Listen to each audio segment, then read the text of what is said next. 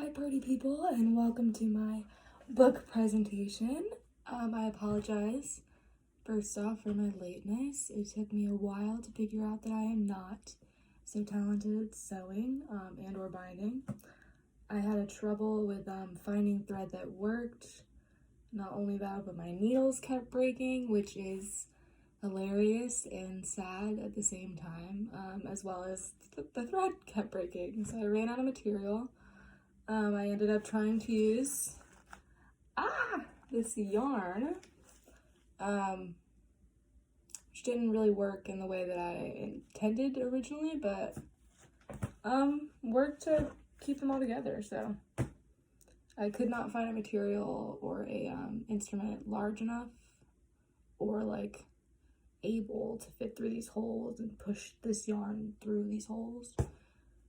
So I ended up just wrapping it. I tried though. I really did try. And I'll include some pictures of me trying, hopefully in this video, but let's look at the inside, shall we? So yeah, here are the pictures of me trying hard. I tried to sew for a while. This is me struggling, but the thread kept breaking. But here's my finished product. Isn't she a beaut? I love the blues and the greens, and even though my heart stamp turned out backwards, I love it, regardless. So I'm going to give you guys a little glimpse into my book. I made it out of a Walmart box, and it turned out pretty good wrapping wise. It was a little hard to bind with a needle and thread, which I probably should have thought out a little bit better in the beginning, but it's okay. We live and we learn.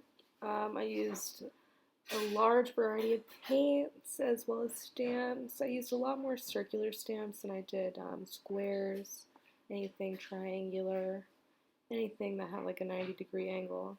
I did like the heart a lot. I know this is somewhat cliche. And I made a little house at one point, but I used a lot of cut paper, a lot of pictures that I had saved up. I cut a lot of calendars up. I even here traced a leaf. I painted over a leaf. I also stamped some leaves on top of that paint drip that you can't spot. But I made some cool patterns. I even stamped using clothespins, which is really interesting. But I had a lot of cool turnouts. I used my hands at one point. My hands actually ended up being my favorite kind of stamp. But they're pretty cool, pretty avant-garde.